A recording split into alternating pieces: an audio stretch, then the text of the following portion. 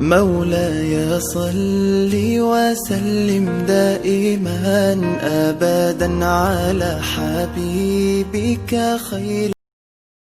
Menguji adakah getaran iman dalam jiwa kita. Quran surah 8 Al-Anfal ayat kedua.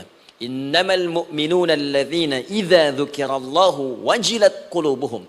Sungguh orang yang masih punya iman itu, kalau diperdengarkan nama Allah kepadanya, akan ada getaran dalam jiwanya. Karena itu setiap hari 5 kali diperdengarkan nama Allah. Untuk menguji di jiwa kita masih ada iman tidak? Bahkan dari bangun tidur, bayangkan waktunya dibagi sempurna persis. Dari mulai subuh baru bangun, menjelang ke siang, mau berakhir siang ke sore, sore pindah ke maghrib, hilang kemudian muncul gelap malam. 5 kali persis dibagi waktu. Diperdengarkan untuk menguji. Kira-kira setelah subuh siang masih ada nggak iman? Sore masih ada nggak? Ya Allahu Akbar, Allahu Akbar.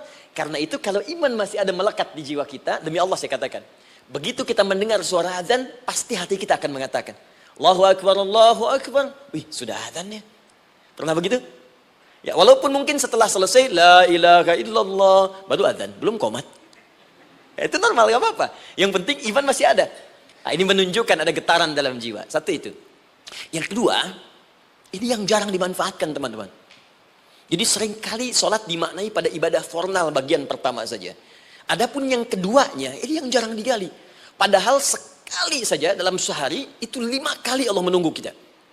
Ternyata sholat itu satu-satunya wasilah ibadah yang disebutkan dalam Al-Quran untuk langsung memohonkan semua kebutuhan yang kita rasakan. Bahkan sebelum kita diminta sholat, itu kalimat pertamanya bukan ibadahnya. Kata Allah, kau punya masalah apa? Sedang butuh apa? Sedang punya problem apa? Buka Quran surah kedua Al-Baqarah ayat ke-45 sampai 46. Paling kanan pertengahan di usad. Wasta'inu bis-sabri was-salah. Perhatikan kalimatnya, indah sekali. Ya Allah menempatkan salatnya bagian kedua. Kata Allah, wasta'inu, hei hambaku, jika kalian punya persoalan dalam kehidupan, maka, perhatikan kalimatnya baik-baik, wasta'inu, mintakan solusinya kepadaku. Jadi kalau sedang punya masalah, bukan bikin status, gak akan selesai. Sedang eksplorasi minyak, gak keluar-keluar, bikin status. Duh, susah sekali yang ngebornya, gak akan selesai. Jalan macet, bikin status. Jakarta macet, ya, gak akan selesai. Ya, apa yang harus dilakukan kata Allah? Jika Anda beriman kepadaku, yakin denganku, maka wasta'inu, punya persoalan minta kepada Allah. Caranya bagaimana? Satu, bis-sabri, terima dulu masalah itu, jangan dikeluhkan. Kaidah lain muncul, karena mustahil saya akan titipkan persoalan kalau tidak Anda mampu mengatasinya. Kaidah Quran surah kedua ayat 286, kita hafal ayatnya. La yukallifullahu nafsan illa usaha. Perhatikan kaidahnya. Allah tidak mungkin menguji seorang hamba di luar batas kemampuannya. Jadi kalau kita sedang punya ujian di rumah kah, pekerjaan kah, kehidupan sosial kah, sebesar apapun ujian itu kata Allah, memang karena Anda yang sanggup. Kalau nggak sanggup nggak akan diuji. Di ujian itu berbanding lurus dengan kemampuan. Mustahil seorang hamba diuji di luar batas kemampuannya.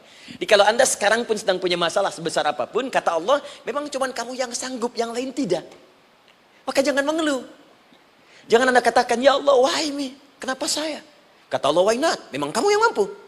Yang lain tidak.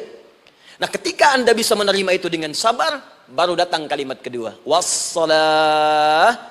Kemudian datang tunaikan salat dan mintakan solusi kepadaku lewat salat. Ya, sedikit ya. Lihat sini. Saya berikan sedikit uraian Al-Quran. Saya boleh menulis sini? Boleh ya?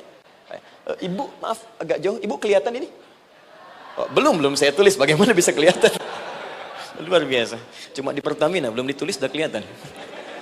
Maaf, lihat sini. Wasta'inu. Baik, ya. Saya ingin sedikit sekali. Ini redaksi Quran itu indah sekali diksinya. Wasta'inu. Lihat sini. Kata Allah, jika Anda punya persoalan dalam hidup, maka mintakan solusi. Terima dulu masalahnya dengan sabar, karena kita dipercaya oleh Allah. Gini, cara memahaminya. Allah aja percaya dengan kita. Masa kita nggak percaya diri? Allah yakin dengan kita, kita mampu. Masa kita nggak yakin? Terima dengan sabar, kemudian wassalah, mintakan solusinya lewat salat. Kata perintahnya dibuka dengan kalimat wasta'inu. Kalau kita ingin rubah kata perintah ini, fi'il amr, ingin dirubah ke dalam bentuk permohonan, minta, maka rubah kalimatnya menjadi nasta'in. Lihat, nasta'in. Baik. Wasta'inu, kata Allah, kalian punya persoalan, ayo minta solusi padaku. Terus kita pengen minta, ya Allah, kami ingin minta. Maka dalam bahasa Arab, kalau kita ingin merubah kalimat ini ke dalam bentuk permintaan, kita katakan nasta'in. Saya tanya pada Anda, pernah nggak dalam sholat kita mengucapkan kalimat nasta'in? Ada? Masih ingat? Baik, apa kalimatnya? Iyyaka na'budu wa iyyaka nasta'in. Perhatikan, iyyaka na'budu wa iyyaka nasta'in. Iyyaka na'budu, iyyaka, ya Allah, Engkau perintahkan aku untuk ibadah. Maka sekarang aku ibadah, sholat. Hanya kepadamu saja. Kan kata Allah, kamu sholat. Terus kita katakan, iyyaka na'budu. Sekarang kami sholat, ya Allah. Nama lain sholat itu ibadah. Kalau kita ibadah, na'budu. Dari mana tahunya nama lain sholat ibadah? Quran surah ke-20 ayat ke-14. Fa'budni wa aqimis sholata li dzikri. Ibadah kepadaku, caranya sholat. Maka saat sholat kita katakan, iyyaka na'budu. Ya Allah, Engkau perintahkan aku untuk ibadah. Sekarang aku ibadah. Wa iyyaka nasta'in. Dan sekarang aku sedang punya persoalan, ya Allah. Aku punya masalah. Aku punya problem. Dan aku yakin hanya Engkau yang pasti akan menyelesaikannya. Ketika Anda mengatakan, iyyaka nasta'in, perhatikan hadis qudsinya. Hadisnya qudsi. Ya. Al-Imam Al-Bukhari meriwayatkan, Imam Muslim meriwayatkan, An-Nasai meriwayatkan dari sahabat Abu Hurairah radhiyallahu taala anhu. Ada lagi yang dari sahabatnya Anas bin Malik. Perhatikan kalimatnya. Idza qala al-'abdu iyyaka na'budu wa iyyaka nasta'in, jika hambaku dalam salatnya benar membacanya, benar dari awal salatnya sampai dengan kalimat iyyaka na'budu wa iyyaka nasta'in, ya Allah, sekarang aku ibadah kepadamu dan sekarang aku punya persoalan. Aku mohonkan solusinya darimu. Kata Allah, hadza baini wa baina 'abdi. Ini perjanjian antara aku dengan hambaku. Wali 'abdi. Hadisnya qudsi. Wali 'abdi. Kalau hambaku benar salatnya sampai kalimat ini, masa'alah. Apapun yang dia minta sekarang, aku akan kabulkan. Aku akan kabulkan. Pertanyaan saya, berapa di antara kita yang sholat sampai detik ini, ribuan kali ruku dan sujud, yang memanfaatkan momentum ini untuk memohon? Siapa di antara kita yang ketika sholat memohon kepada Allah solusi? Jangan-jangan selama ini sholat itu hanya menjadi formalitas saja. Takbir, ruku, sujud, salam, selesai. Takbir, ruku, sujud, salam, selesai. Padahal Allah sudah menunggu hambaku, kamu itu punya masalah apa? Makanya setiap waktu dibagi 5 supaya hidup kita ringan. Subuh ke zuhur punya masalah, zuhur salat. Begitu kita mohon, tuntas masalah itu. Zuhur ke asar punya persoalan, asar salat. Dijawab oleh Allah, tuntas persoalan itu. Karena itu semua nabi dan rasul, bahkan orang soleh, ketika punya persoalan dalam hidupnya, even itu hanya menulis karya ilmiah, maka mereka akan memulai dengan salat dan minta kepada Allah Subhanahu wa taala. Teman-teman kenal Nabi Zakaria? Bagus. Baik, di sana belum tulis, sudah kelihatan. Sini kenal Nabi Zakaria, alhamdulillah. Tapi nggak apa-apa. Saya ke Sukabumi, Pak. Ada yang kenal Fir'aun. Kenal Fir'aun, kenal, bagus. Tapi Sukabumi hubun dunia, suka itu hubun, bumi itu dunia. Baik. Teman-teman, Nabi Zakaria itu diuji oleh Allah. Maaf, belum punya keturunan. Dan semua nabi punya ujian. Jadi jangankan kita, nabi aja yang jelas surganya punya ujian. Ya, Anda pernah sakit, Nabi Ayub sakitnya lebih parah dari kita. Ya, Anda di keluarga belum ada keturunan, Nabi Zakaria pernah lebih daripada kita. Sampai rambutnya memutih, fisiknya sudah letih, dan menurut medis, maaf sekali, istrinya divonis tidak mungkin punya keturunan, monofus dan mandul, mustahil. Secara klinis gak mungkin, secara medis tidak mungkin. Maka Allah tunjukkan satu isyarat yang sangat luar biasa. Jika Anda mendapati situasi makhluk mengatakan ini mustahil dan sudah angkat tangan, ini tanda pertama dari Allah, langsung tinggalkan pendapat manusia, langsung memohon kepada Allah. Maka turunlah beritanya di Quran surah ketiga Ali Imran ayat 38 sampai 39. Paling kanan sebelah atas di mushaf. Sekarang perhatikan kalimatnya, saya mau sambungkan dengan Al-Fatihah tadi. Hunalika da'a Zakaria rabbah. Di mihrabnya Nabi Zakaria salat bermohon kepada Allah. Qala rabbi habli min ladunka dzurriyyatan thayyibah. Kemudian ia berdoa, Rabbi habli, ya Allah yang maha memberi tanpa batas.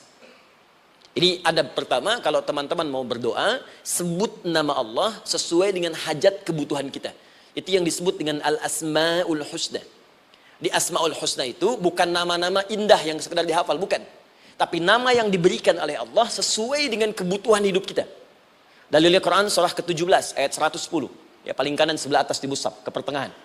Ya, kata Allah, Qulid Allah. Jika Anda punya persoalan, sebut nama Allah. Allah, Awir Rahman atau Ar-Rahman. Ayyamma tad'u, tapi kalau Anda ingin spesifik meminta, falahul asma'ul husna. Pilih nama Allah, ia punya nama-nama yang indah sesuai kebutuhan kita. Jadi kalau teman-teman misalnya minta kelancaran rezeki, sebut ya Allah ya Razzaq. Anak mau ujian, ya Allah ya Al-Alim. Di proyek misalnya ada hambatan, ada gangguan, ya Allah ya Al-Jabbar ya Al-Malik.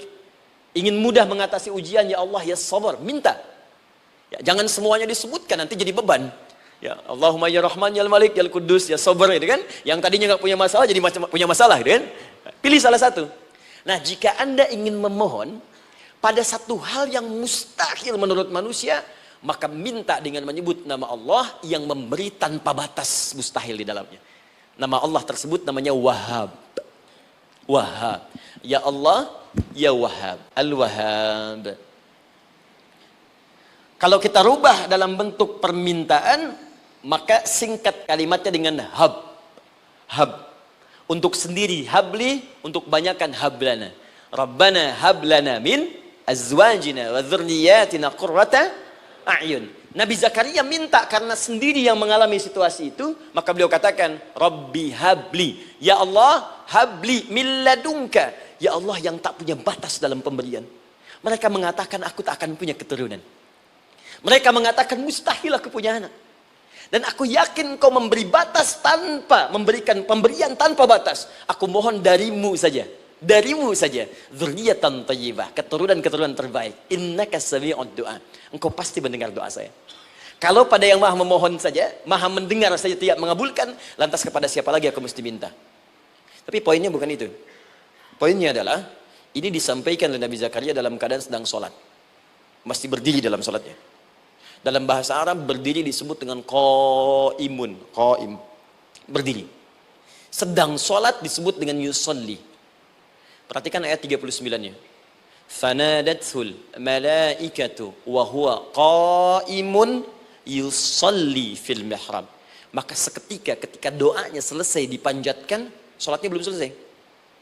Doanya selesai dipanjatkan, seketika datang malaikat menyampaikan, kamu dapat kabar gembira, Anda akan punya anak, bahkan namanya langsung diberikan oleh Allah, Yahya, artinya hidup. Yang mustahil menurut manusia, lahir dari rahim seorang perempuan yang divonis monopos dan mandul, kata Allah, bagiku yang gak ada yang mustahil. Jadi dan hidup dia. Kapan itu terjadi? Masih sholat dan belum selesai dalam sholatnya, dalam keadaan berdiri. Sekarang saya tanya Anda, kita membaca iyyaka na'budu wa iyyaka nasta'in dalam keadaan ruku atau sujud? Sujud. Berdiri. Berdiri teman-teman. Betul kan? Dalam keadaan berdiri saat baca Al-Fatihah. Iyyaka na'budu wa iyya. Saat kita mengatakan wa iyyaka nasta'in, Allah balik bertanya, apa yang kamu butuhkan? Nabi Zakaria itu sholat dulu baru minta. Kita umat Nabi Muhammad karena keutamaan nabinya, sebelum sholat dah ditunggu. Butuh apa? Mau minta apa? Karena itu saya ingin katakan, ayo manfaatkan momentum sholat ini. Jangan sekedar kita kemudian tunaikan formalitas, tapi kita tidak mendapatkan keuntungannya. Ayo, semuanya. Dari mulai takbir sudah ada doa.